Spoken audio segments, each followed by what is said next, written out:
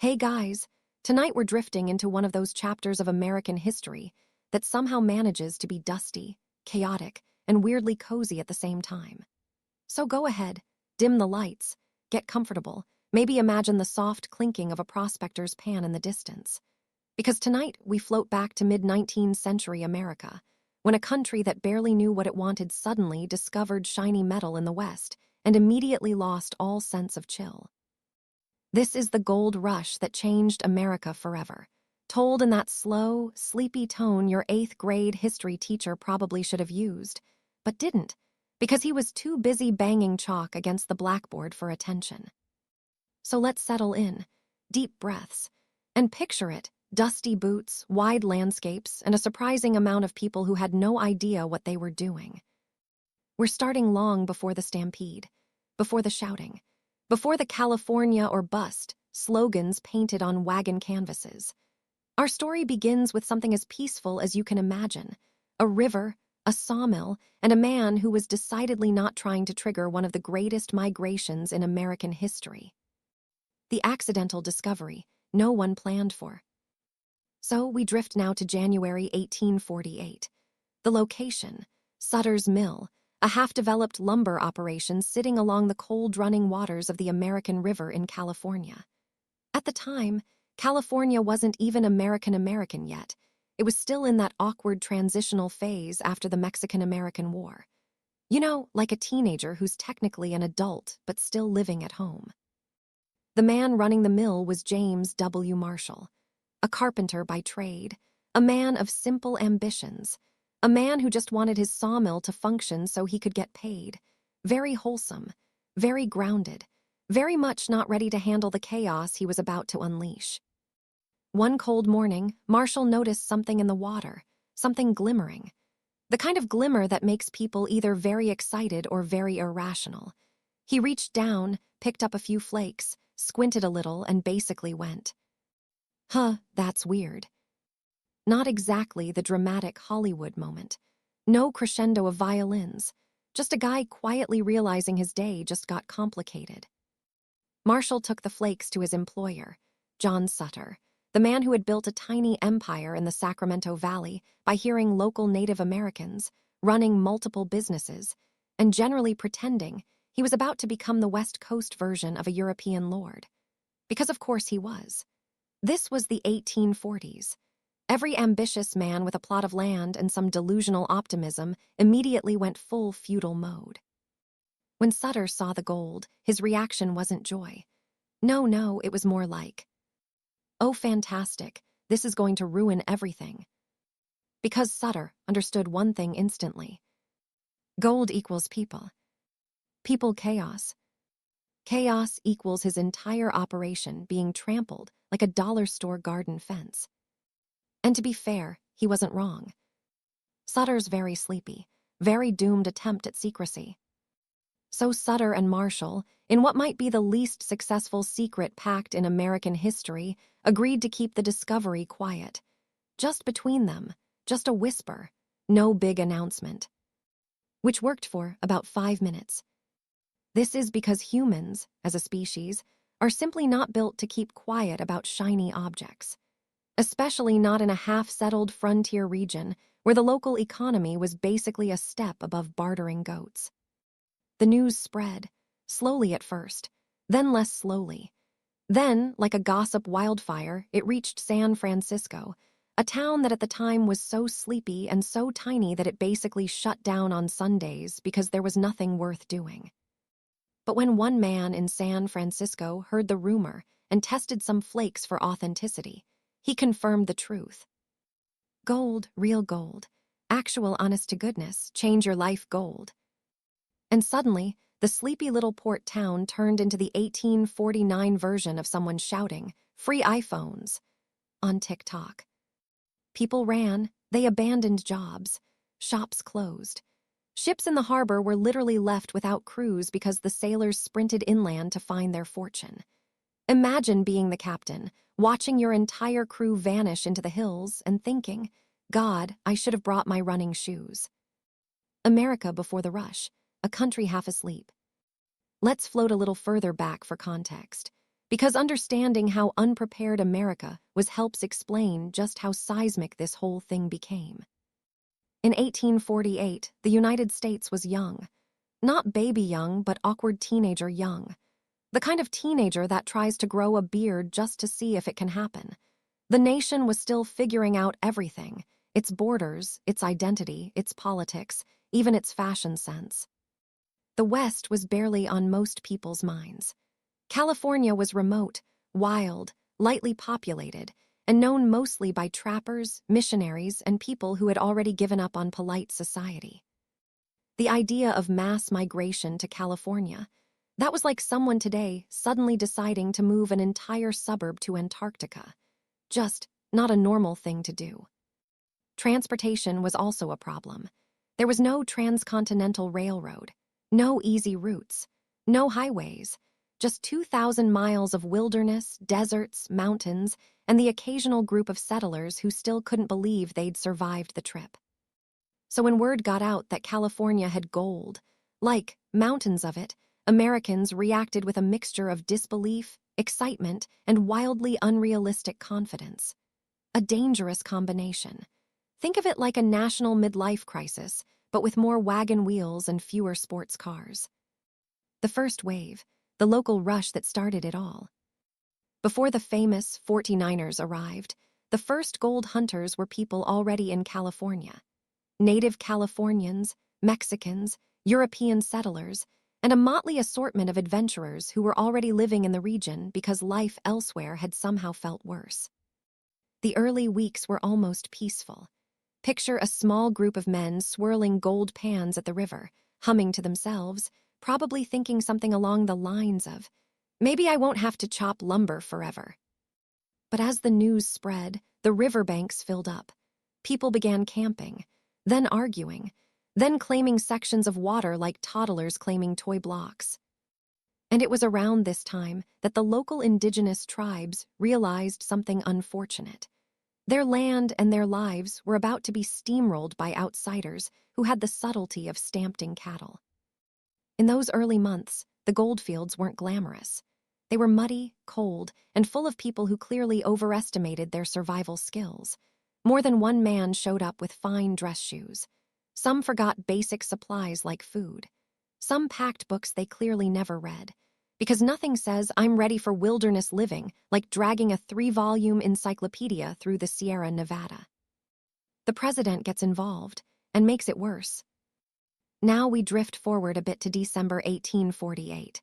By this point, stories of gold had reached Washington, D.C., but the government wasn't sure if the whole thing was real or if someone was just bored enough to start rumors.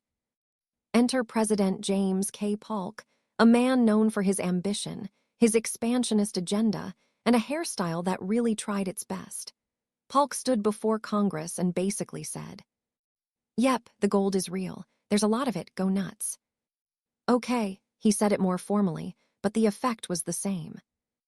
And just like that, just like a switch being flipped, the gold rush went national. Newspapers across the country reprinted Polk's confirmation with varying degrees of hysteria. Some were like, "Great opportunity awaits."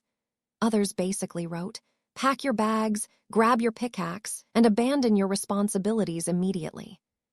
The American public read the headlines, sipped their morning coffee, and collectively decided, well, nothing bad has ever come from spontaneous mass migration. Let's go. California or bust, the great national stampede begins.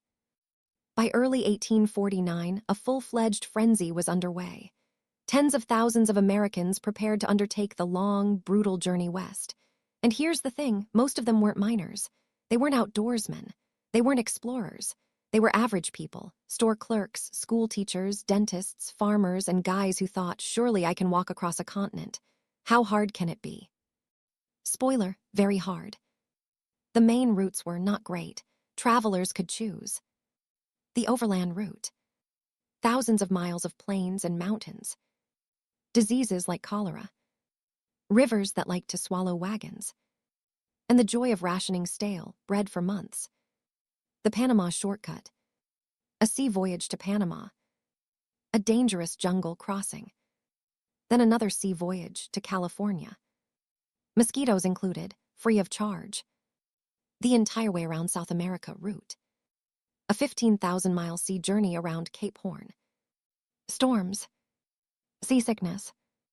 Regretting your life choices. And yet they came, in waves, in swarms, like bees chasing a shiny object. Entire towns in the east emptied out. Employers begged workers not to leave. But workers, hearing the siren whisper of gold, said no thank you and headed west with a confidence level far higher than their actual survival skill set. Life in the camps, mud, money, and mild delusion. Let's drift now to the goldfields themselves, because this is where the dream met reality, and reality responded with a sarcastic smirk. The mining camps were rough, and by rough, I mean imagine a crowded, muddy tent city full of tired, unwashed men fighting over the same creek. That's basically it. There weren't enough buildings, there wasn't enough food, and there definitely wasn't enough hygiene. Bathing was optional, sleep was uncomfortable, and the air, it smelled like campfire smoke, sweat, and ambition on the verge of collapse. Still, hope kept everyone going. Every miner had the same thought. Tomorrow will be the day I strike big. Sometimes it happened, but usually it didn't. Most gold was scooped up early by the lucky first arrivals. By the time the majority of 49ers showed up, they were competing for scraps. But people kept coming, because humans have this strange belief that success is just one lucky moment away. And honestly, who can blame them? Even a tiny gold nugget could be worth more money than an average worker earned in a whole year. So the camps kept growing. And in those camps, something else happened.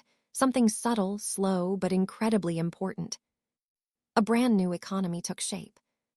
Because when thousands of people live in tents, they still need stuff. And that stuff, food, tools, clothing, shelter, was often more valuable than gold itself. This is where clever entrepreneurs stepped in. People like Levi Strauss, who eventually figured out that miners needed sturdier pants. Or Samuel Brannan, a Mormon shopkeeper who made far more money selling mining supplies than any miner made digging for gold. In fact, Brannan became California's first millionaire without lifting a single pan from the river. He just sold the pans. Brilliant, slightly shameless, but brilliant. The unintended transformation of a nation. By the midpoint of 1849, California was no longer the quiet frontier it had been. It became a melting pot of cultures and languages. Americans arrived alongside Mexicans, Chileans, Chinese migrants, Europeans, Pacific Islanders. Basically everyone who heard the word gold and had enough determination or delusion to make the journey. This diversity created something new, something unexpected, the foundation for modern California. A place built by dreamers, risk-takers, gamblers, and optimists, many of whom arrived with nothing but a thin coat and high expectations. The gold rush also pushed America into a new era. It accelerated westward expansion. It sped up statehood for California. It reshaped the economy. It created entire cities out of nothing. San Francisco went from a sleepy village to a booming port in less than a year.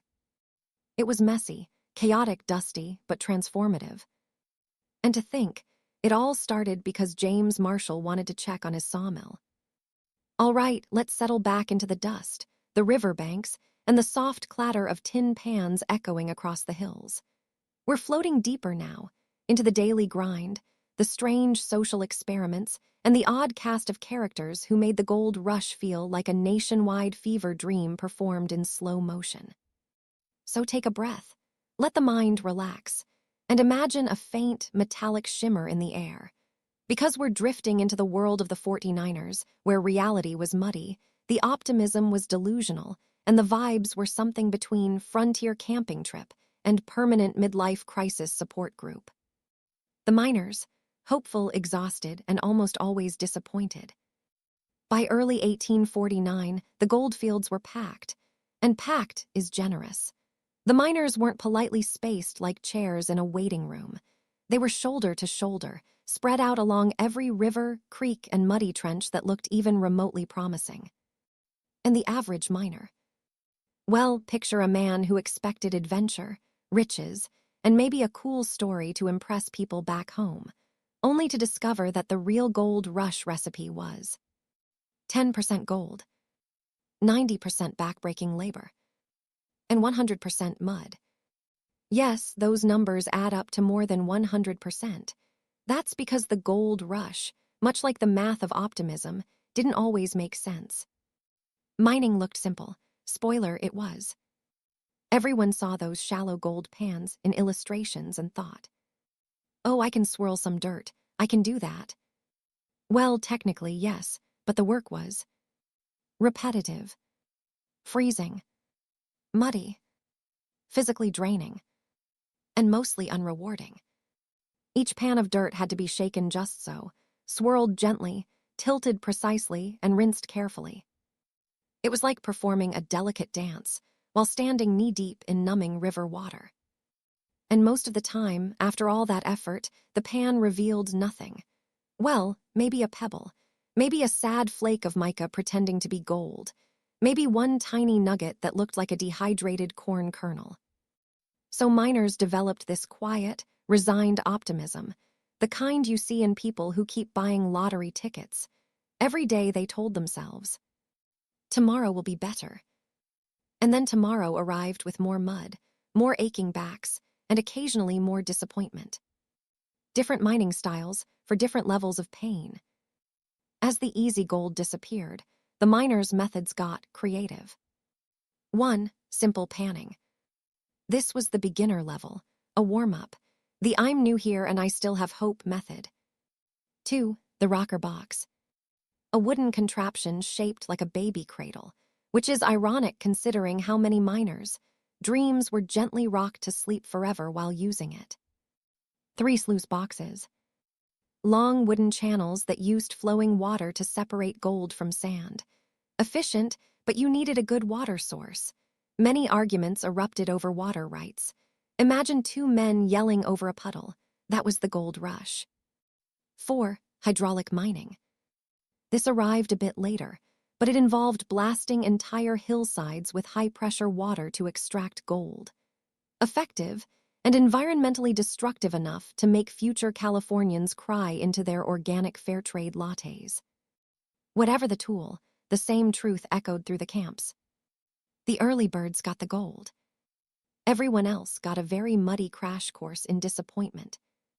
The social circus of the camps. The mining camps were strange, chaotic, and surprisingly diverse. Thousands of people shoved together with no real government, limited supplies, and a shared obsession with shiny metal created a social ecosystem that felt like a bizarre blend of an overcrowded dorm, a European port city, a cowboy-themed carnival, and a lightly functioning anarchy. The gender imbalance. The camps were about 95% men, which meant the 5% who weren't became instant celebrities, business mavens, or both. A single woman could open a boarding house, run a laundry, cook meals, sell pies, or simply exist. And she would make more money than the average miner could dream of.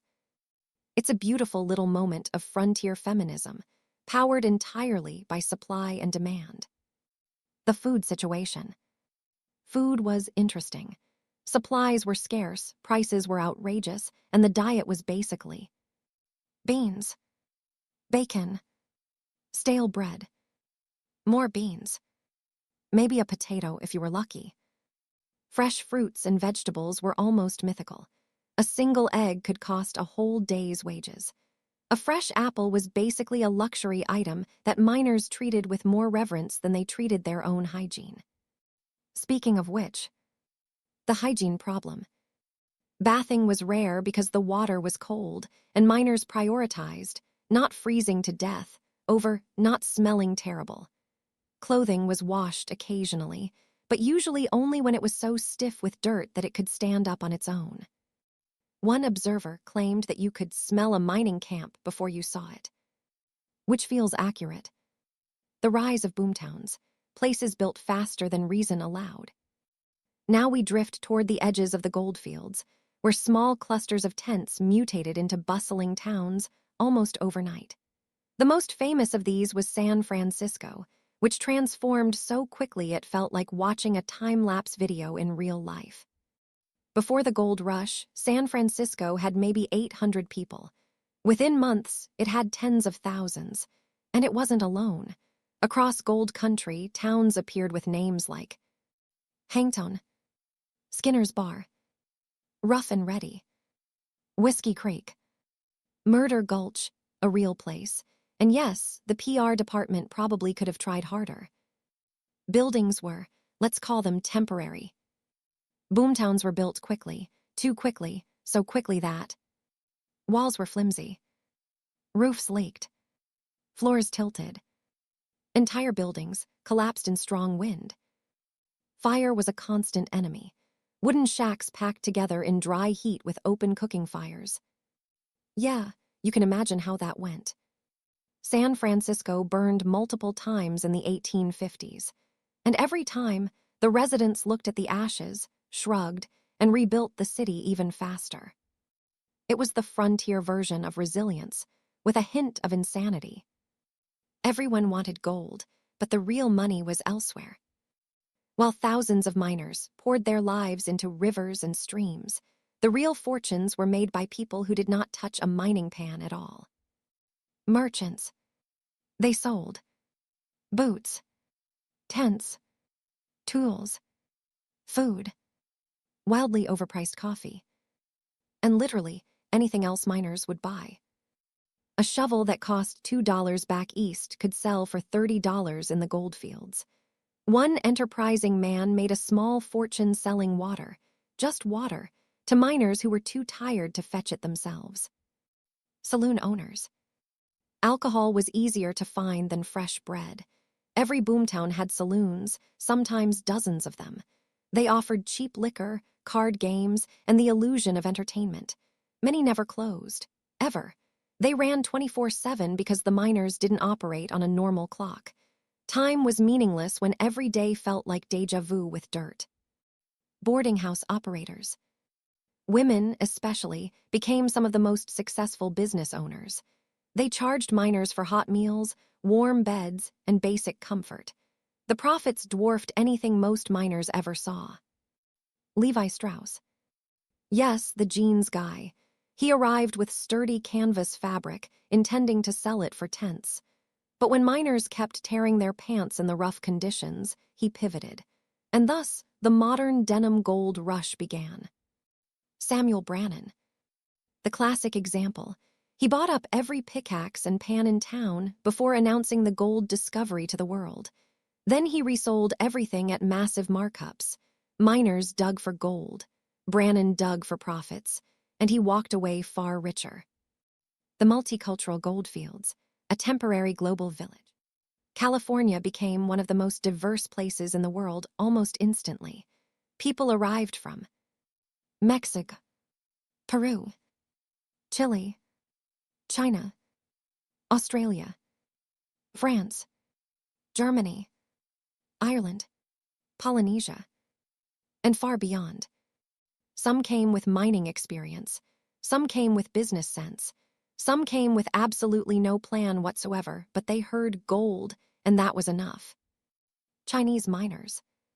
Starting in 1849, increasing numbers of Chinese migrants arrived in California. They were hardworking, organized, and methodical. They often reworked abandoned claims and found gold where earlier miners had missed it through carelessness or impatience. Unfortunately, they also faced discrimination, taxes designed to target them, and harassment. But despite this, many built thriving communities and became vital parts of California's early society. Latin American miners. Many were skilled and brought advanced mining techniques. They often found more gold than American miners, partly because they actually knew what they were doing. This, of course, caused jealousy, and jealousy caused tension, and tension caused more questionable laws designed to push non-Americans out of the richest areas.